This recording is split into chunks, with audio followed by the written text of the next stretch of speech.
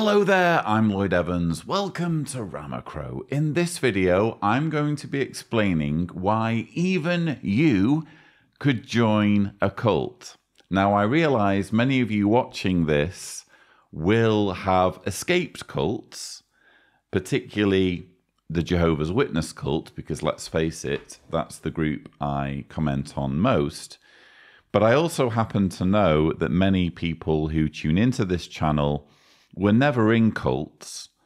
They just find the whole spectacle of people being manipulated en masse interesting. They're interested in seeing what cults say or how they operate. And I can imagine many such ones thinking, well, this is all very interesting. I'm fascinated to see this slow motion train wreck of this Jehovah's Witness organization that's ruining lives and manipulating people, but there's no way I'd fall for it, you know? I'd be able to see through all this a mile off. There's no way they would get to me. And the purpose of this video is just to explain that it's just not that simple. It's not as simple as saying, and I hear this so much, or words similar to this, it's not as simple as saying, well, you'd need to be a bit stupid. You know, you'd need to be a bit gullible to join a cult. If you take nothing else away from this video, I want you to understand that it's not that simple. First of all, many people who wind up in cults are indoctrinated from childhood. My earliest memories were of being told that there was an impending Armageddon, and the only way I was going to escape this apocalypse that would kill all my school friends was to stick as closely as possible to the Jehovah's Witness organization, to do everything that I was told to do when I went to Kingdom Hall meetings. So that has nothing to do with stupidity. I mean, many would argue I am a stupid person. I certainly feel stupid from time to time.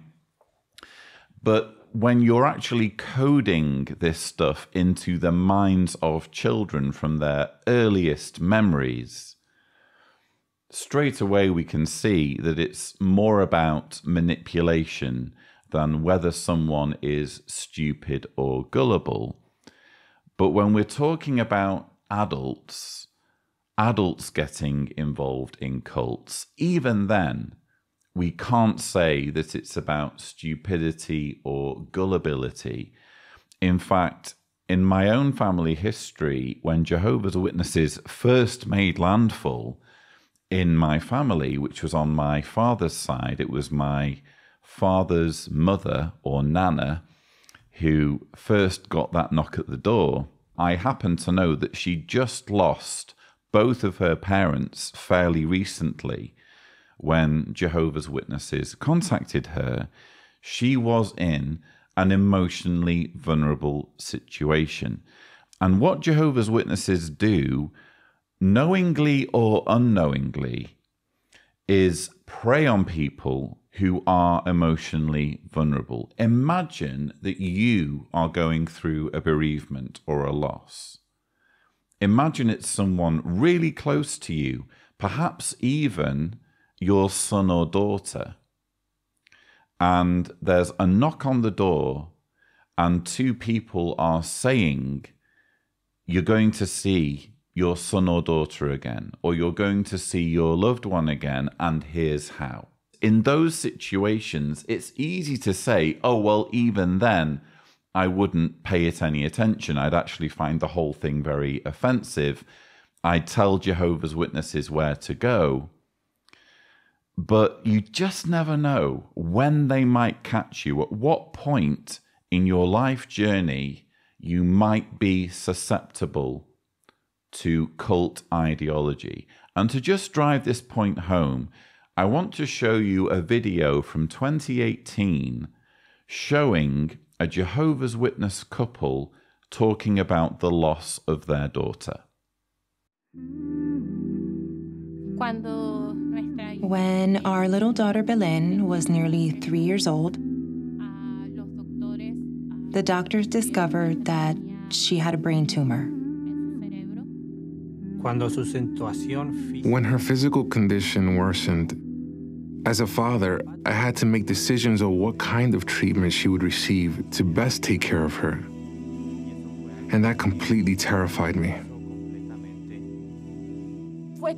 It was like having Goliath in front of me, and I felt desperate for a moment. I remember that inside, I shouted to Jehovah to help me.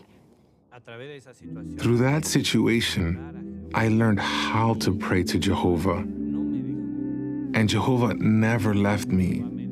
Jehovah guided me. Jehovah helped me make good decisions.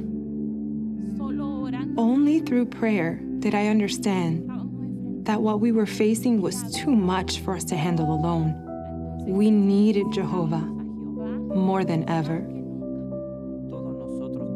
As a family, we focused on our spiritual routine.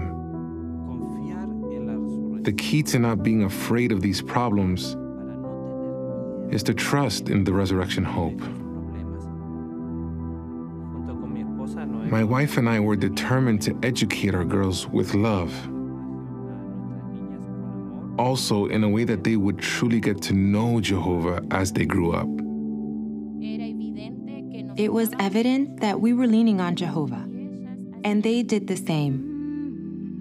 Belen, when she was going through difficult circumstances, she would say to me, "Don't worry, Mom, I prayed to Jehovah already."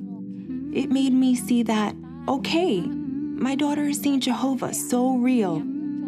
There were many moments where she strengthened me. And even though it's true that Belen fell asleep in death, for me, she came out victorious. Because I know she's going to open her eyes in the new world, and the four of us will be together again. So I want you to ask yourself, is this couple stupid? Are Laura and Juan Suarez stupid for being Jehovah's Witnesses? Or are they being manipulated? Are they being led along by an organization that's dangling the carrot of being reunited with their dead daughter? For me, it's obvious that these are two normal, otherwise rational, intelligent human beings whose personal tragedy is being exploited. Sure, they were Jehovah's Witnesses before the loss of their daughter, but the loss of their daughter has served to strengthen their indoctrination. It has become a case of, we cannot leave this organization. We cannot slack off in our efforts. We need to maintain this sense of urgency. We need to stay loyal to the governing body because that's the only way we're going to see our daughter again.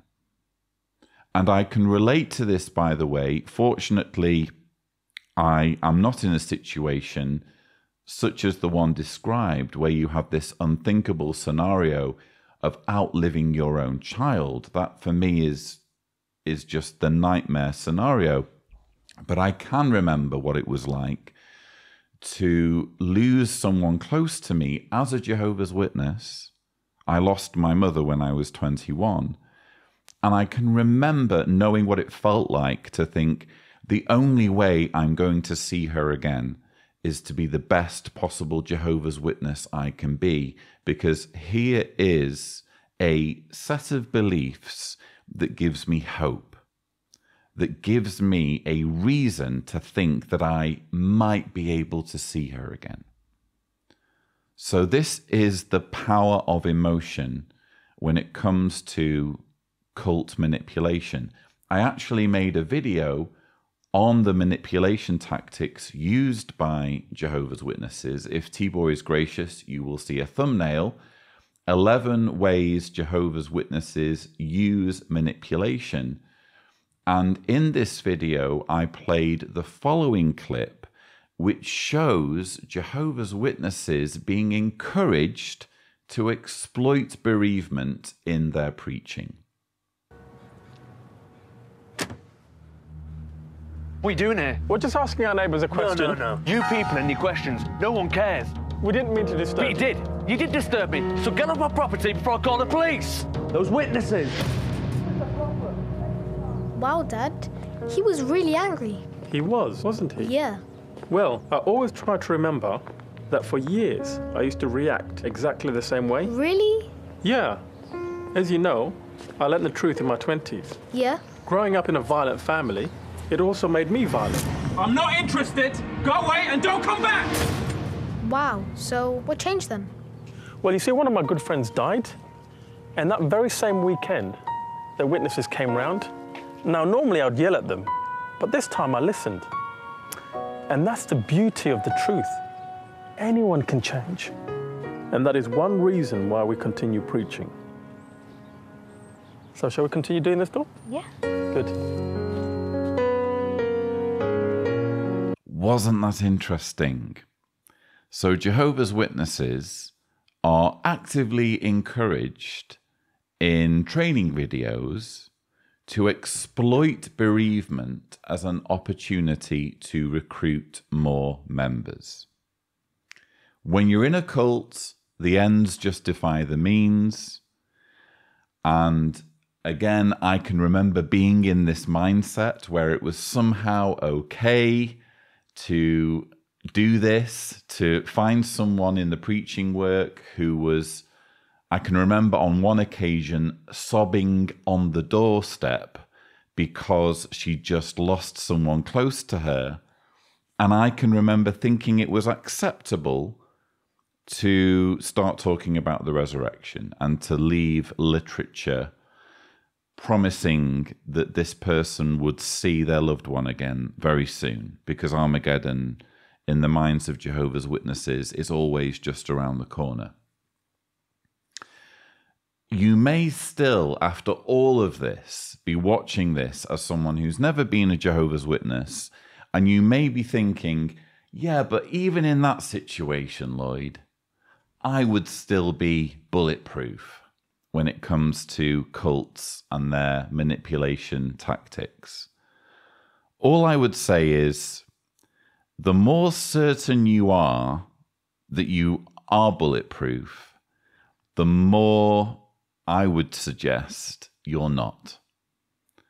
Because you should never underestimate the potency of cults, not just Jehovah's Witnesses. This is just one cult of many that we're talking about here. It's not just Jehovah's Witnesses that do this.